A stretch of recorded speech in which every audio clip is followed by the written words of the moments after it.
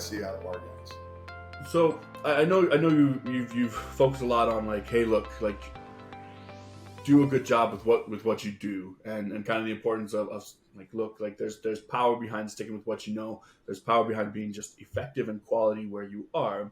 But so many banks are in the position where they're looking for that new source of income, because I mean certain lines of revenue are just drying up or changing or being more scrutinized by regulators than they have before, or any number of different things. But the market's changing some, Right. so they're introducing new products. They're looking for the new product to introduce. What Yeah. advice would you give to them as they're looking to develop this new? I mean, I'm not saying go and put 100% of your money in the emu market, but what advice would you give to someone trying to expand a little bit, or maybe look at changing into a new market?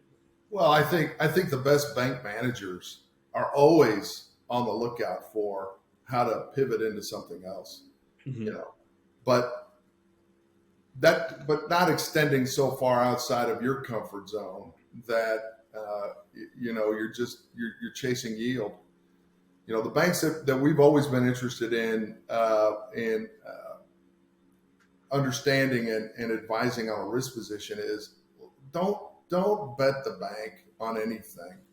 If you want to dip a toe, I think that's the Right. best way to do it. You find a we've got a bank that has recently got into aircraft lending, Mm-hmm. and they didn't just go off and designate X percent of capital for aircraft lending. They made one deal, and they made it to a guy that had substantial net worth himself and an ability to back that aircraft deal himself. So it almost stood as it could have stood as it could have been underwritten as an unsecured deal, but they adopted an aircraft lending policy, and it was conservative, and they dipped a toe. They didn't just jump out there because that seemed like the next big thing to do. They start well. Now they've got half a dozen deals, and they have learned and been disciplined enough to stick with a policy that makes sense for that kind of lending. So there's risk there that they wanted to make sure they understood, and that's the advice. If you're going to embark on a new kind of lending product or a strategy, make sure you understand the risk first. Don't just jump out there. The OCC would tell you develop a policy first.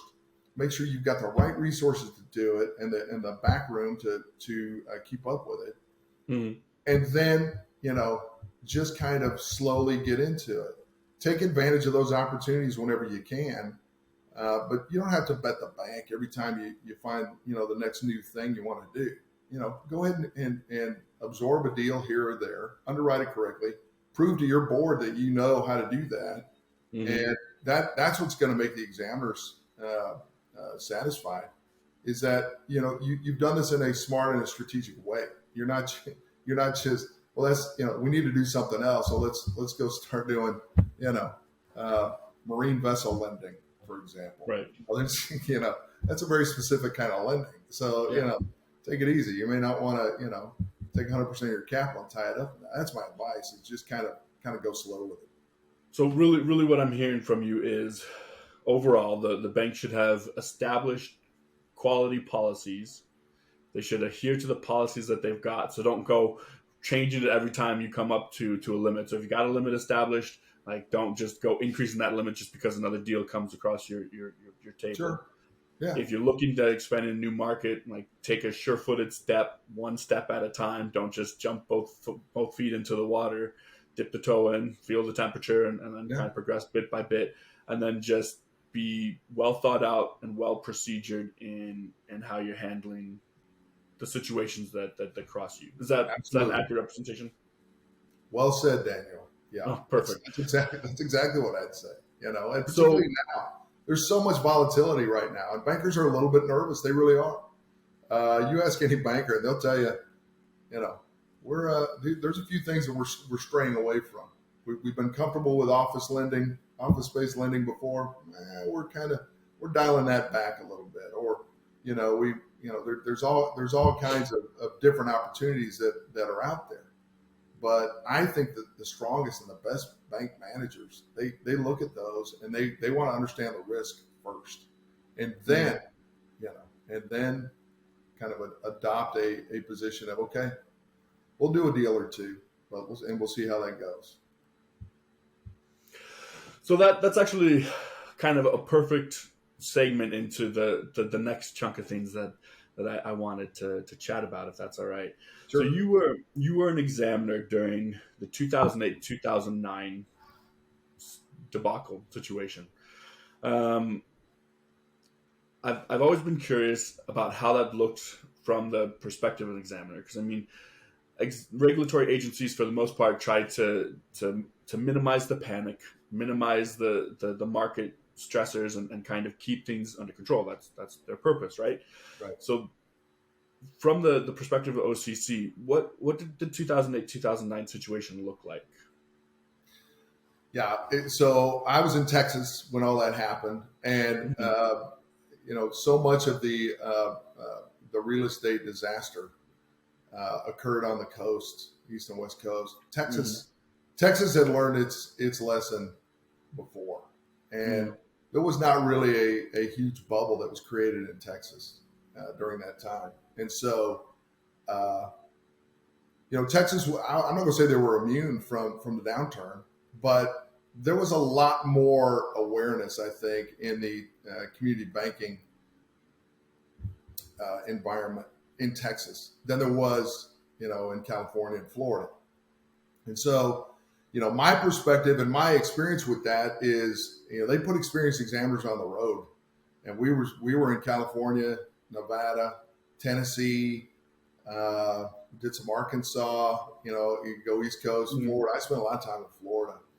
And, those banks out there, the thing that I think differentiated then from now is the fact that, particularly in Florida, there was not the population growth there. There was a lot of investors that went out there and bought property they thought at a nice rate. They'd get a nice price on a high-rise condo unit on the coast there on the West Coast or the East Coast, and just sit on it, hoping to flip it. They were the flippers, and those properties stayed empty, and because there was no one moving in there, and there was no one that saw the value. It's like musical chairs. That's what happened. And whoever got stuck with it at the end, those are the ones where the owners were coming into the bank and handing the keys and saying, I can't do it anymore. I cannot carry this interest anymore. And there's no market for it. I'm going to have to take a beating here. And ultimately the banks really got creamed on that because, they had overlent on those properties that were not nearly as valued as those appraisals said they were. So, my perspective was, those banks were really trying to put out fires on trying to protect themselves against overvalued property that they'd lent on. And why did they do it? Because everyone else was doing it. I had a banker tell me he was in out near Pensacola. He's on that side of the state, and they were getting involved in participations over in Jacksonville, which is way over on the East Coast. And I said, well, who do you know in Jacksonville? He said, I don't know anybody over there. I said, well, why are you in this participation? He said, because everyone around here is getting involved in that. That's the thing to do. That's how they were doing it. And I'm telling you, I could not.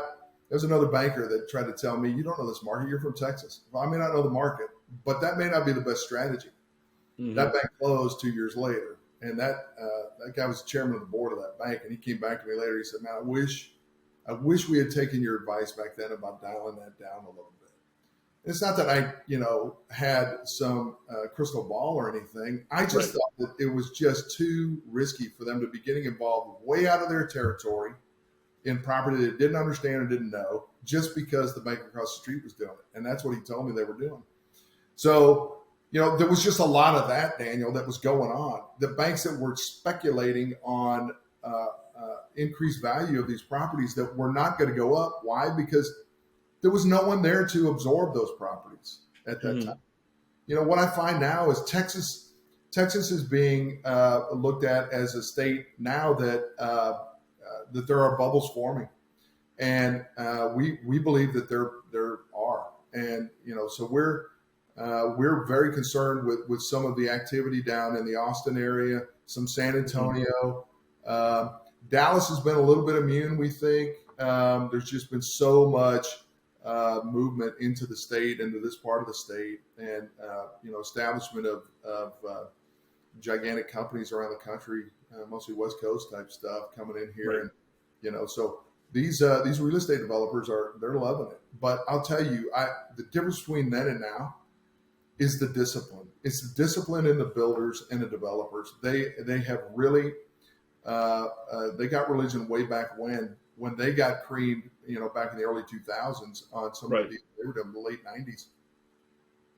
And so we're seeing a lot of lines of credit at the banks that are not even being used. These guys are putting tons of equity into their individual investments. The projects, yeah. Yeah, absolutely. And as a result, there's a lot of protection there for the bank. And so if it doesn't work out, there's an exit strategy there that makes some sense. Unlike 20 years ago when these guys were, they just blew up all their lines of credit and it was all speculation. There's a lot less speculation now. They may have, our residential developers, they may have some spec deals that they're getting into, but halfway through the construction project, the deal is sold. And so this is primarily residential stuff. My partner and I, Carrie and I, talk about it all the time. We're nervous about residential development, but we just haven't seen the impact yet. But our bankers are telling us all the time, we know that it's out there. We just trying to brace against it now, and do the best we can in understanding who we're dealing with and how well they understand those individual subdivisions that they're in and the price points that they're dealing in. And so the very best builders that we know have a very clear understanding of that, and those bankers understand how to set up those lines of credit to help them accomplish their goals too. So you've mentioned something several times between this conversation of ours, where understanding the loan and understanding the situation. As an examiner, when you walked in, what would you look at to see if the bank really understood the loan? Like what kind of things are you digging through? Well, first of all, do they know him? I think knowing the borrower is a key. Who is this guy? Have we dealt with him before? Is he established? Is he a new? Talk about real estate developers. Is he new? Is he new to the industry? Is he new to the area? How do we know him? The best bankers, the best deals. We've known this guy 20 years. He's seen all kinds of economic ups and downs. He's been able to manage through it. And here's how he does it. I think understanding, first of all, who you're dealing with, and then getting a very clear comfort level with that they know what they're doing, that they're not building, $1.2 million houses, spec deals in a subdivision. They're building in the $300,000 to $400,000 range, and they're limiting their number of specs. The builders themselves are doing this, limiting the number of specs that they do, and staying within the guidance lines that the banks are setting up. So your specific question was, how well does it, what does a banker do to, really understand who they're dealing with, or how to look at a deal? That's what I looked at. I mean, who is this guy? How well do you know him? Are you a new lender in the bank and you brought him from a different bank and you've known him 15 years and he's done? I mean, that always gave me a comfort level right away. I mean, this guy knows what he's doing, and then what kind of line are you establishing for him, and where is he building? What kind of house is he building? And, does he have discipline himself? And so there's a lot of things that you can learn about a deal up front just by reading the underwriting package and understanding, what that borrower is bringing to the table. Does he have skin in the game? Is he looking for a 90% loan to value deal here, or is he a 60% guy? Banks have gotten over the years, have gotten so disciplined and sticking within the supervisory loan to value guidelines, and just really clearly understanding what those guidelines require, and then sticking with them. and using that as the guidepost for how to lend in these to these particular borrowers. So you did mention something previously about the importance of a bank stress testing their portfolios and stress testing their policies and procedures and things like that. Yeah. How would a bank go about doing this? Like what is a stress test? Is there a process that you like to see? Like what is it? Well, I think it depends on the project. If it's an income producing deal, we expect to see some stress testing on the front end during initial underwriting for lease up activity and what kind of vacancy rate can that project handle and still be able to meet its debt service. And so we like to see shocks of interest rate increases, which is important right now, and also vacancy rates and the impact on net operating income. And one of the things that we've been stressing to our banks lately is developing a break-even analysis. At what point does this thing break even?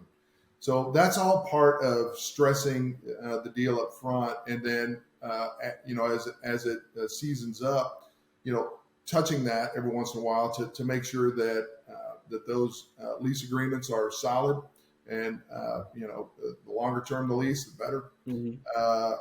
And also what rental rates and increases in rental rates and interest rates are going to do to the borrower and their lessees. So that's what we like to see, not only during initial underwriting, but as the loan is progressing. Reviewing it, having an annual review on some of these bigger deals, and stressing them to see particularly now, what increased interest rates are doing to the borrowers and whether or not they can handle the debt service requirements. So I do have another just Danism question, one that I've always kind of wanted to ask an examiner or previous examiner. When you were walking into a bank and examining it for the first time, second time, whatever time, did you have a pet regulation or like one that was just called out to you as like, hey, I want to see this? Like, did you have one of those? No. There are a couple of regulations that really must be paid very careful attention to. And bankers, now that I'm on the other side doing consulting work, that I have a much better feel for what really gets bankers' attention. And the one that I spend a bunch of time with is legal lending limits. It's that makes sense. Understanding combinability in different entities and who's combinable with who, what creates a common enterprise, and the complexities that go into analyzing and understanding who goes with who and what that means for our legal lending limit overall. Banks are terrified of exceeding the legal lending limit. And the reason they are is because examiners have made this their pet regulation and have gone in and said, look, if you go over that, there's all kinds of consequences for you. Examiners have a way of pointing a finger at a banker. Yeah. And, I always try to work with the bankers and tell them, look, let's just be aware.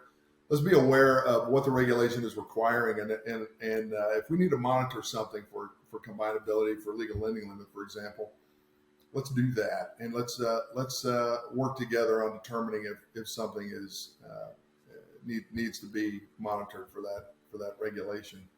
It's complex. Big lending banks need to be very aware of it.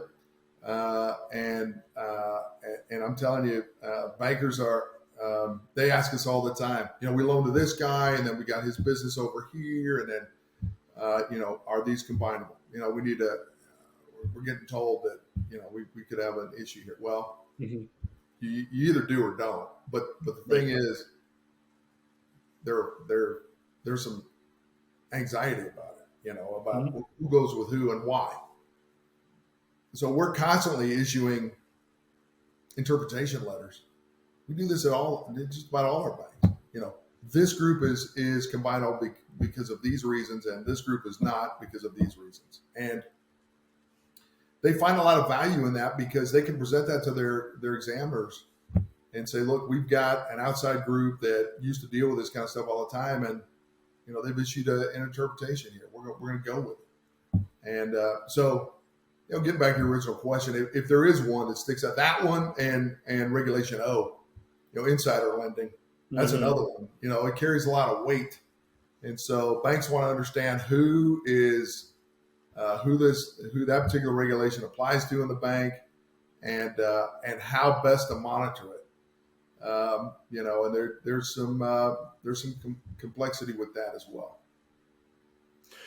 So when, as kind of a slight follow up to that question, when you walked into a bank, like what was your ideal exam? Like you walk into a bank and you're like, yeah, this is going to be a great exam. Like these people know what they're doing. What did you like to see? Did they just like hand you a stack of policy, grant you like what did it look like? You walk into a bank and then what? Well, I think we need to just make it clear here that when examiners walk into a bank, they're not just meeting the banker for the first time. Mm-hmm. At the OCC, we stressed developing a relationship with our community bankers, and to do that, the manager of the particular office you were in would establish a portfolio for each examiner. These are your banks. Get to know them. And you were responsible for knowing them inside and out, maintaining constant communication with them, developing that relationship. Because in the end, most of my career I spent in 1 and 2 rated banks, the best banks. They're fine. They made some fine tuning here and there, but it's not that there's not risk there, but they know how to manage it. So, when I first came on, I was involved in 12 bank closings early in my career. I thought that's what we did. First thing we do when we show up is pick a fight with the bank president, and it's a fist fight. The whole exam. That's what it was for the first 5 years of my career. And just about the time I got tired of doing that, the smoke kind of cleared, and banking became kind of normalized again. And so I spent most of my career working with good bankers. We had some problem banks along the way, but we cleared them out in the late 80s and early 90s. So when we showed up, Daniel, the first day, we knew what we were getting because we know that. We know that team, and, the more organized they are, the better. If they've got files ready for us, policies ready for us, all their audits and controls, if they're all ready for us to look at, those are the banks that I had the most confidence in and the ones that I felt like I had the best relationship with. The best thing I think an examiner can do in a good bank is help them understand that really examiners are there to help them pull the rope in the same direction. So many examiners are interested in the adversarial part of it. We're examiners. I had examiners walk in and tell the bank president in our kickoff meeting, there are violations here, and I'm going to find them. And I'd have to stand up and say, that is not what we're doing here. That's not our purpose. Here or there, we'll let you know. But we're not here to find violations. We're here to help you. And so the bankers, I think, that understood that concept the best are the ones that I enjoyed working with. But unfortunately, there are so many examiners out there that just scare the daylights out of bankers. I tell you, I've learned that on this side, that bankers they're actually very apprehensive and concerned about what the examiners are going to find. What kind of who are we getting this year? What is he up to? What's he? Is he out to get us? That whole gotcha game thing. That I never tried to employ that. I just wanted to work with the bankers, and fortunately, that's why I have the career I have now because I work with a lot of bankers that I was an examiner in, way back when, and they understood that I was just trying to be a consultant, and help them. Well, and that relationship. Those are the ones that are organized, that understand the value of what the regulators can bring to the table, and are patient with the process and accept the fact that banking is a regulated business, and It's difficult to comply with every single thing the examiners want, but just, not to drive your bank in a very narrow window, but understand that there's a little broader view that you can take here and still satisfy the examiners and satisfy every strategy that you have in the bank for profitability and longevity. That's perfect. And I totally agree with you. I think that the examiners that develop that relationship with the bank is utterly important, because, like, we're constantly telling banks is like, look, it's dependent not only on this, but also on the relationship you have with your examiner. 100%. That's huge. I completely agree with you. That's right. So, Tom, unfortunately, our time is well spent, but I did want to actually give you an opportunity. We've talked a lot about the market, about the importance of concentration policies, legal lending limits, kind of the attitude of examiners and things like that. If you could give just one simple piece of advice to banks in today's environment, or just from your experience in general, so it doesn't have to be about necessarily any of the topics we specifically talked about, what piece of advice would you give? I think sound policy development, and then staying within your policy, regardless of the economic environment. Just staying within what you can do and what your board has approved you as a management team to do to meet the objectives that they have set forth. I think policy adherence, we're constantly talking to our bankers about, what you've stretched here, you've stretched there. If there's mitigation for that, that's fine. But be aware that those policies exist for a reason. And they're not necessarily hard and fast all the time. They're a guideline for helping a lending team understand this is how the board has directed us to meet their overall objectives. But I think, when times are high, bankers tend to get a little complacent and allow their policies to slip a little. Yeah, but now, now's the time I think that the banks really need to revisit those policies and understand what their objectives are, particularly given the fact that these are volatile times. There's a lot of uncertainty, and I just think understanding what you do and staying with what you do right now is the best thing that you can possibly do. I can respect that. I can really appreciate that. Well, Tom, thank you very much for joining us for the episode today. It's just been a pleasure kind of to pick your brain and kind of ask some of the questions that I've always I've enjoyed it, Daniel. Thank you very much, Tom. Yeah, appreciate it. For the rest of you chiming in, thank you for listening to today's episode, and that's Banking Matters.